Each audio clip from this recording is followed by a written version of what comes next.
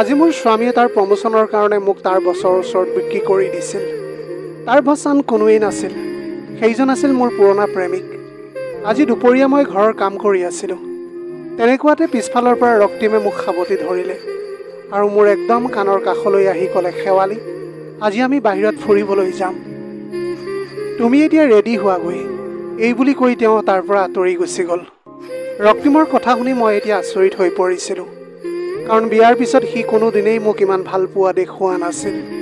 সেইবাবে এই প্ৰস্তাৱ পাই মই বৰ আনন্দত আত্মহাৰা হৈ পৰিছিলোঁ। মই এতিয়া লৰালৰিকৈ ঘৰৰ সকলো কাম কৰি আজৰি হৈ ল'লোঁ আৰু তাৰপিছত আইনাখনৰ ওচৰত বহি নিজকে চাবলৈ ধৰিলোঁ। তেনেতে ৰক্তিমৰ ফোন আহিল, অলপ ধুনীয়াকৈ সাজি কাচি ওলাবা, বিচনাখনৰ ছাইডতে বেগ এটা আছে, তাতে শাৰী এখন আছে, সেইখন তুমি পিন্ধি ওলাবা। মই তেতিয়া বেগটো খুলি চাই দেখোঁ গোলপীয়া ৰঙৰ শাৰী এখন, তাত সৰু সৰু সেউজীয়া ৰঙৰ বুটা বচা আছিল। ইমান ধুনীয়া শাৰীখন দেখি এতিয়া মোৰ মনটো বহুত ভাল লাগি গৈছিল। মই বহুত ধুনীয়াকৈ শাৰীখন পিন্ধিলোঁ আৰু তাৰ লগত মিলাই ফুলি, চেইন, কাজল আৰু লিপষ্টিককে ধৰি ধুনীয়া লুক এটা দিবলৈ চেষ্টা কৰিছিলোঁ। তেনেতে ৰক্তিম আহি পাই গৈছিল। আহি পাই মোক দেখি একদম ৰোমেণ্টিক হৈ পৰিছিল। মোক সাৱটি ধৰি ক'লে, শেৱালি, আজি তোমাক সঁচাকৈ বহুত ধুনীয়া লাগিছে। এইদৰে আজি ফুৰোতে ফুৰোতে কেতিয়ানো সন্ধিয়া লাগিল গমেই নাপালোঁ। এতিয়া ৰক্তিমে মোক এখন ধুনীয়া 3 ষ্টাৰ হোটেললৈ বুলি লৈ গ'ল। আমাৰ কাৰণে ৰুম নম্বৰ 103 অলৰেডি বুক কৰি থোৱা আছিল। ৰুমৰ ভিতৰলৈ সোমাই গৈ মই এতিয়া একেবাৰে থমকি ৰৈ গৈছিলোঁ, কাৰণ বিচনাখনত বহি আছিল মোৰ পুৰণা প্ৰেমিক অভয়। ৰক্তিমে ক'লে, ছাৰ, আপুনি যি বিচাৰিছিল সেয়া মই আনি দিলোঁ, আপুনি মোৰ প্ৰমোচনটো সোনকালে চহী কৰি দিব। মই এতিয়া ৰক্তিমৰ কথা শুনি আচৰিত হৈ সুধিলোঁ, ৰক্তিম, তুমি ক'লৈ যোৱা আৰু এওঁ ইয়াত কি কৰি আছে? মোৰ কথা শুনি সি ক'লে যে, ছাৰক সুধিবা তুমি, তোমাৰ প্ৰশ্নৰ উত্তৰটো এতিয়া তেওঁৱেই দিব। এই বুলি কৈ ৰক্তিম ৰুমটোৰ পৰা ওলাই গুচি গ'ল। তেতিয়া অভয়ে ক'লে যে, তোমাৰ স্বামীয়ে 50 লাখ টকাত মোক বিক্ৰী কৰিছে। তাৰ কথাবোৰ মোৰ হৃদয়ত খুলে বিন্ধা দি পিন্ধিবলৈ ধৰিছিল। মই এতিয়া কপা কপা মাতেৰে সুধিলোঁ, এয়া তুমি কি কৈছা? শেৱালি, তুমি জীৱনত এনেকুৱা এজন স্বামী নিৰ্বাচন কৰিছিলা যি টকাৰ বিনিময়ত তোমাক বিক্ৰী কৰি দিছে। মোৰ এতিয়া এইবিলাক কথা শুনি নিজৰ ওপৰতে ঘৃণা উপজিছিল আৰু মই মনতে ভাবিছিলোঁ যে মই যাক ইমান ভাল পাইছিলোঁ সি আজি মোক এনে এটা পৰিস্থিতিৰ সৃষ্টি কৰিলে। অভয় তেতিয়া মোক কৈছিল, জানানে শেৱালি, আজি তোমাক মই স্পৰ্শও নকৰোঁ, কাৰণ মই জানো আজি তুমি এই ৰুমটোত থকাৰ পিছত তুমি এজনী বেচা বুলিয়েই পৰিচয় পাবা। এই বুলি কৈ সি এটা নিচ হাঁহি মাৰি ৰুমটোৰ পৰা ওলাই গুচি গ'ল আৰু যোৱাৰ আগতে সি কৈ গৈছিল যে কালিলৈ ৰাতিপুৱালৈকে সি মোক এই ৰুমটোৰ পৰা এৰি নপঠিয়ায়।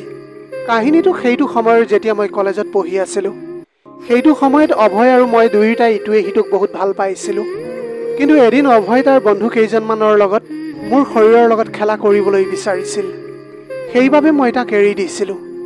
কিন্তু তাৰ অহংকাৰ তেতিয়াও কম হোৱা নাছিল আৰু এতিয়া ৰক্তিমে মোক আনি সেই অভয়ৰ ওচৰতে এৰি থৈ গ'লহি। এতিয়া কথাবিলাক ভাবি মোৰ দুচকুৱে চকুলো ববলৈ ধৰিছিল। এতিয়া মই ভাবিছিলোঁ যে মোৰ জীৱনটো কি হ'ব, এইটো লৈ মই এতিয়া নিজকে প্ৰশ্ন কৰিবলৈ ধৰিলোঁ। গোটেই ৰাতিটো মই ৰুমটোতে বন্দী হৈ আছিলোঁ। ৰাতিপুৱা পোহৰ হোৱাৰ আগতে মই মনতে অলপ সাহস গোটালোঁ। গোটাইখিনি খিৰিকীৰে বাহিৰলৈ ওলাবলৈ চেষ্টা কৰিবলৈ ধৰিলোঁ। অৱশেষত মই সফল হৈছিলোঁ আৰু হোটেলৰ পিছফালৰ ৰাস্তাৰে মই বাহিৰলৈ ওলাই আহোঁ। এতিয়া খোজকাঢ়ি কাঢ়ি ভাগৰ লগাৰ কাৰণে এটা মন্দিৰৰ সন্মুখত ৰৈ গ'লোঁ। মন্দিৰৰ চিৰিতে বহি লৈ কান্দিবলৈ ধৰিলোঁ। এতিয়া মোৰ হাতত কোনো পইচাও নাছিল। সেইকাৰণে মই এতিয়া ভাবি আছিলোঁ যে ক'ত যাম আৰু এতিয়া মই কি কৰিম, একো ভাবি পোৱা নাছিলোঁ। তেনেতে মোক কোনোবাই মতা শুনিলোঁ, শেৱালি। মাতটো মোৰ একেবাৰে চিনাকি চিনাকি যেন লাগিছিল। মই তেতিয়া ঘূৰি চাই দেখোঁ মোৰ বান্ধৱী ৰীতাৰ মাক, যি মোক নিজৰ ছোৱালীৰ দৰে মৰম কৰিছিল। মই এতিয়া খুৰীক দেখি সাৱটি ধৰি কান্দিবলৈ ধৰিলোঁ। মোৰ সকলো কথা এতিয়া মই তেওঁক কৈছিলোঁ। মোৰ কথাবিলাক এতিয়া খুৰীয়ে বহুত ধ্যান দি শুনিছিল আৰু মোক তেখেতৰ ঘৰলৈ বুলি লৈ গ'ল। এদিন খুৰীয়ে ক'লে যে, কি হৈছে তোৰ, তই যে ইমান ভাগৰি পৰিছ, জীৱনটো তোৰ আৰম্ভ হৈছেহে। মই ক'লোঁ, খুৰী, মই মাৰ ঘৰলৈ যাব নোৱাৰোঁ, ঘৰৰ মানুহে কেৱল পইচাহে চিনি পায়। মই তালৈ গ'লে মাহীমাৰ গালি খপনি খাই কষ্টহে পাব লাগিব। নিজৰ আপোন মানুহৰ মাতৰ তিতা সহি মই এতিয়া কেনেকৈ জীয়াই থাকিম? আৰু আপোনাৰ ইয়াতো সদায় মই বুজা হৈ থাকিবলৈ নোৱাৰোঁ। মোৰ এতিয়া একেবাৰে ভাল লগা নাই। মোৰ কথা শুনি খুৰীয়ে ক'লে, মই আছোঁ নহয়, মই থাকোঁতে তই কলৈ যাবি? তেনে সময়তে বেলটো বাজি উঠিল আৰু মই গৈ দুৱাৰখন খুলি দিওঁ। সন্মুখত এটা ধুনীয়া ডেকা ল'ৰা। মই তেতিয়া সুধিলোঁ যে আপুনি কাক বিচাৰিছে? মোৰ কথা শুনি ল'ৰাটোৱে ধেমালিৰ সুৰতে ক'লে যে তোমাক বিচাৰিছোঁ। এতিয়া ঘৰলৈ কোন আহিছেনো বুলি খুৰীয়ে চাবলৈ আহিছিল। তেতিয়াই লগে লগে কৈ উঠিল, আৰে বাবা তই কেতিয়া পালিহি? খুৰীয়ে মোক এতিয়া চাহ বনাবলৈ কয়। তেনেতে মই চাহ বনাই লৈ আহিলোঁ। তেনেতে খুৰীয়ে আহি ক'লে যে এইয়ে মোৰ একমাত্ৰ ল'ৰা, সি আমেৰিকাত থাকে। সি এতিয়া আমেৰিকাৰ পৰা অহা এমাহ হ'বলৈ হৈছিল। কিবা এটা কামৰ কাৰণে সি এতিয়া দিল্লীলৈ গৈছিল। এতিয়া খুৰীয়ে তেওঁৰ ল'ৰাটোৰ লগত মোক চিনাকি কৰাই দিছিল। সেইদিনা মই বিচনাখন ঠিক ঠাক কৰি আছিলোঁ। তেনেকুৱাতে মই অনুমান কৰিছিলোঁ যে কোনোবাই যেন মোলৈ চাই আছে। মই ৰুমৰ লাইটটো জ্বলাই দিওঁ আৰু দেখিছিলোঁ যে সন্মুখত প্ৰবাল থিয় হৈ আছিল। তেতিয়া মই তেওঁক সুধিছিলোঁ যে আপোনাক কিবা লাগে নেকি? তেতিয়া সি ক'লে যে মই মাৰ মুখৰ পৰা তোমাৰ কথাবিলাক জানিবলৈ পাৰিছোঁ। বহুত সাহসী ছোৱালী তুমি। মই একো কোৱা নাছিলোঁ তেতিয়া। মাথো মোৰ দুচকুৱে চকুলো বৈ আহিছিল। প্ৰবালে তেতিয়া মোৰ চকুৰ পানীবিলাক মচি দি কৈছিল যে চিন্তা নকৰিবা, সকলো ঠিক হৈ যাব। এতিয়া বহুত ৰাতি হ'ল, আপুনি শুৱকগৈ। এই বুলি কৈ মই ৰুমৰ দুৱাৰখন বন্ধ কৰি দিছিলোঁ। পিছদিনা ৰাতিপুৱা আমি তিনিওটাই একেলগে চাহ খাইছিলোঁ। খোৱাৰ মাজে মাজে মই দেখিছিলোঁ যে প্ৰবালে মোলৈ এক পুতৌ লগা চাৱনিৰে চাই আছিল, যেন সি মোক বহুত কথা ক'বলৈ বিচাৰে। সেইটো সময়তে বেলটো বাজি উঠিল। মই গৈ দুৱাৰখন খুলি দিওঁ। পিয়নজনে মোৰ হাতত এটা খাম দি গুচি যায়। এতিয়া পিয়নজনে দিয়া চিঠিখনত মোৰ নামটো লিখা আছিল। সেইকাৰণে মই ভাবিলোঁ যে মোলৈনো কোনে চিঠি দিবলৈ পাৰে। তেতিয়া মই খামটো খুলি চালোঁ। তেতিয়া মই তাত লক্ষ্য কৰিছিলোঁ যে সেয়া দেখোন ডিভোৰ্চৰ কাগজ। তাৰমানে মই বুজি উঠিছিলোঁ যে ৰক্তিমে নিশ্চয় গম পায় যে মই ইয়াত আছোঁ বুলি। মই এতিয়া কি কৰিম কি নকৰিম একো ভাবি পোৱা নাছিলোঁ।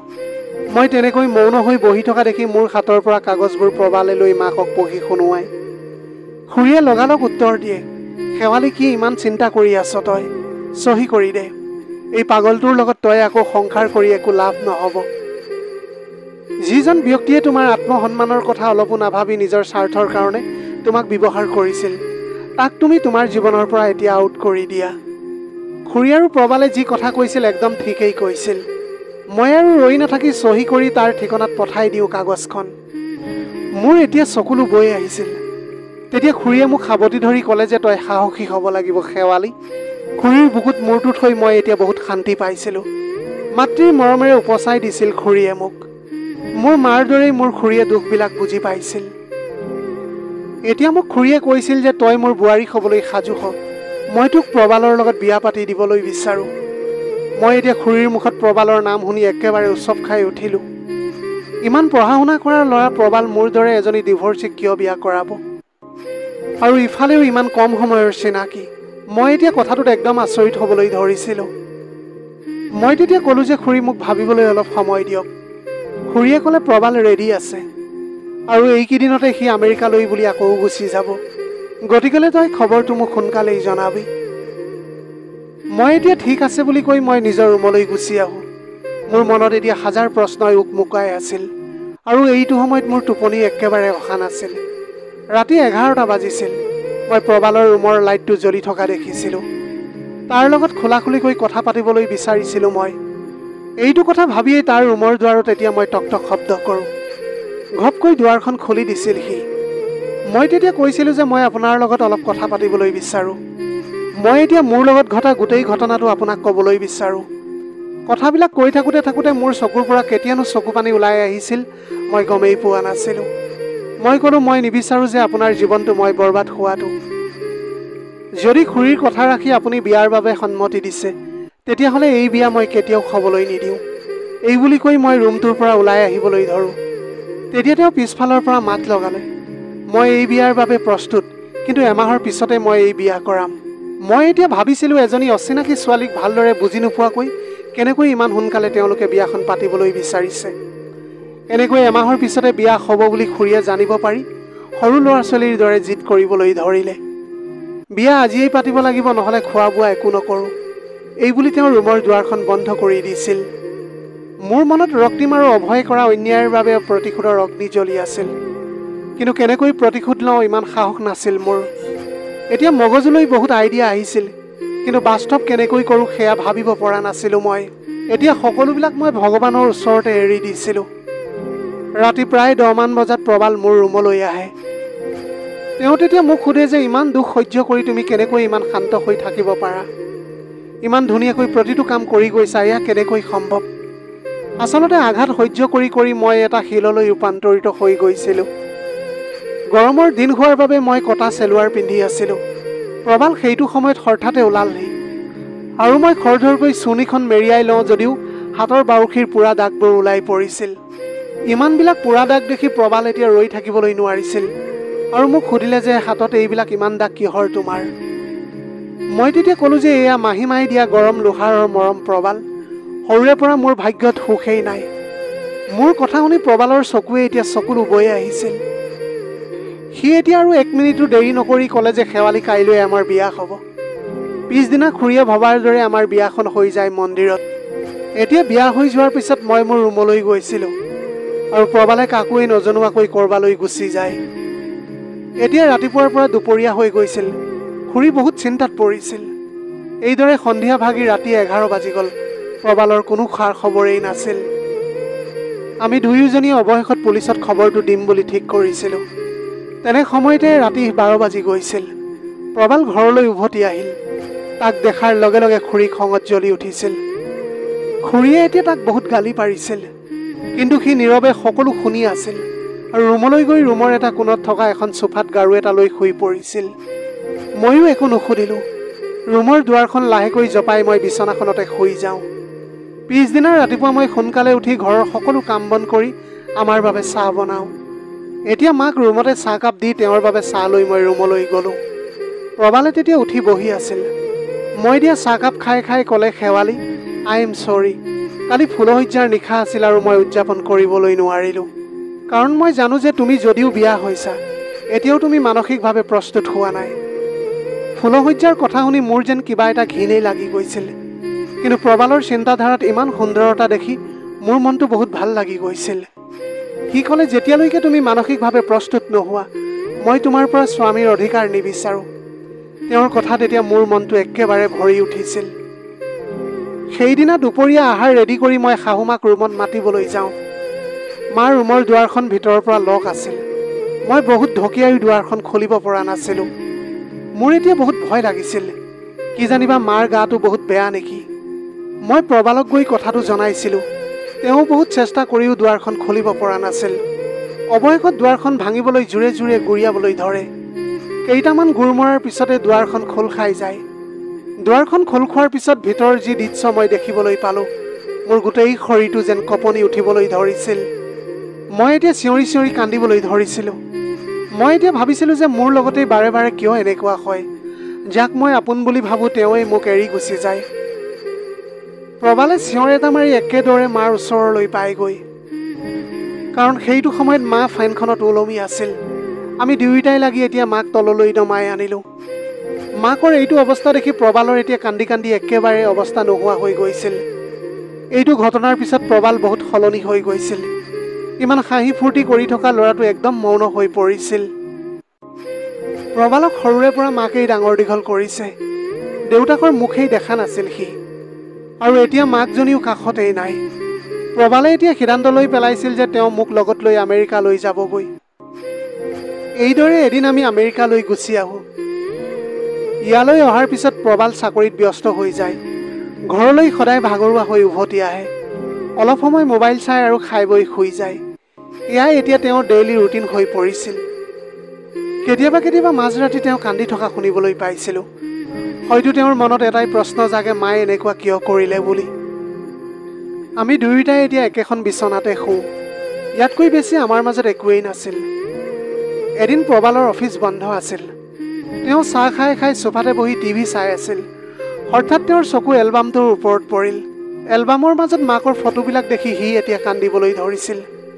মই তেতিয়া বুজি পাইছিলোঁ যে প্ৰবালক তেতিয়া অকণমান সংগৰ প্ৰয়োজন। মই লাহেকৈ তেওঁৰ ওচৰলৈ গৈ ওচৰ চাপি বহি মূৰত মৰমেৰে হাত বোলাবলৈ ধৰিলোঁ। প্ৰবালে মোক সাৱটি ধৰি শুক শুকাই কান্দিবলৈ ধৰিছিল। প্ৰথমবাৰ প্ৰবালে মোক এইদৰে সাৱটি ধৰিছিল। ময়ো এতিয়া কোনো আপত্তি কৰা নাছিলোঁ। ইয়াৰ পিছত লাহে লাহে প্ৰবালৰ স্পৰ্শ মোৰ এতিয়া ভাল লাগিবলৈ ধৰিছিল। তাৰ স্পৰ্শ পাবলৈ এতিয়া মই একেবাৰে ব্যাকুল হ'বলৈ ধৰিছিলোঁ। হয়তো এই কথাটো সিও গম পাইছিল। এদিন মোৰ গাটো ইমান ভাল নাছিল। মোৰ জ্বৰ উঠা দেখি তেওঁ অফিচলৈকে যোৱা নাছিল। দিনটো মোৰ খোৱা বোৱাৰ সকলো যত্ন তেওঁ লৈছিল। কেতিয়ানো গধূলি হৈ গৈছিল সেইদিনা মই গমেই পোৱা নাছিলোঁ। তেওঁ মোক কৰা ইমান মৰম আবদালে মোক তেওঁৰ একদম কাষ চপাই নিছিল। আমি এতিয়া সকলো সীমা অতিক্ৰম কৰি সম্পূৰ্ণৰূপে স্বামী স্ত্ৰী হৈ পৰিছিলোঁ। মই ভাবি আচৰিত হৈছিলোঁ যে এজনী ডিভৰ্চী মহিলাক ইমান মৰম কৰিব পাৰেনে কোনোবাই। এদিন মই শাহুমাৰ ডায়েৰীখন পঢ়ি আছিলোঁ। বহুত দুখ লাগিছিল, কাৰণ প্ৰবাল যেতিয়া দুমহীয়া কেঁচুৱা আছিল তেতিয়া শাহুমাক ধৰ্ষণ কৰিছিল। সেইকাৰণে শাহুমাক প্ৰবালৰ দেউতাকে ডিভৰ্চ দিছিল। ইমান কম বয়সতে এনেকুৱা এটা ঘটনা ঘটাৰ বাবে শাহুমা মানসিক ৰোগী হৈ গৈছিল। যেতিয়া তেখেতক মানসিক হস্পিটেলত ভৰ্তি কৰোৱা হয়, প্ৰবালক তাৰ আইতাকে ডাঙৰ কৰিছিল। যেতিয়া তেওঁ এবছৰীয়া হয় শাহুমা অলপ আৰোগ্য হৈ উঠিছিল। তথাপিও ঘৰলৈ আহি কেইবাবাৰো আত্মহত্যা কৰিবলৈ চেষ্টা কৰিছিল। ডায়েৰীখনত এনেকুৱা কিছুমান কথা লিখা আছিল যিবোৰ মই জানিব পাৰি আচৰিত হৈ গৈছিলোঁ। আচলতে অভয় প্ৰবালৰ দেউতাকৰ সন্তান আছিল, যি বিয়াৰ আগতে কৰা এটা ভুলৰ ফচল। সেইবাবে শাহুমাই মোৰ জীৱনটো তেনেকুৱা নহওক বুলিয়েই মোক প্ৰবালৰ লগত বিয়া কৰাই দিয়ে আৰু এই সংসাৰৰ প্ৰতি একেবাৰে মোহভংগ হৈ জীৱনৰ চৰম সিদ্ধান্তটো তেওঁ লৈ পেলাইছিল। এতিয়া ডায়েৰীখনৰ শেষ পৃষ্ঠাটো পঢ়ি মই চকুৰ পানী ধৰি ৰাখিব পৰা নাছিলোঁ। প্ৰিয় দৰ্শক, এয়াই আছিল আজিৰ কাহিনীৰ ভাগ। আজিৰ ভিডিঅ'টি কেনেকুৱা লাগিলে জনাব। যদি ভাল লাগিল তেনেহ'লে লগৰ বন্ধু বান্ধৱীসকলৰ মাজত শ্বেয়াৰ কৰিবলৈ নাপাহৰিব। আপোনালোকৰ গোটেই জীৱনটো হাঁহিৰে উপচি পৰক। পাৰিলে দুখীয়াজনক অলপ সহায় কৰিবলৈ চেষ্টা কৰিব। আপোনালোকৰ অকণমান সঁহাৰিয়ে যদি কোনোবা এজন দুখীয়াৰ জীৱনটো সলনি কৰিবলৈ পাৰে, তাতকৈ পুণ্যৰ কাম আৰু এই পৃথিৱীত একোৱেই হ'ব নোৱাৰে। Have a nice day.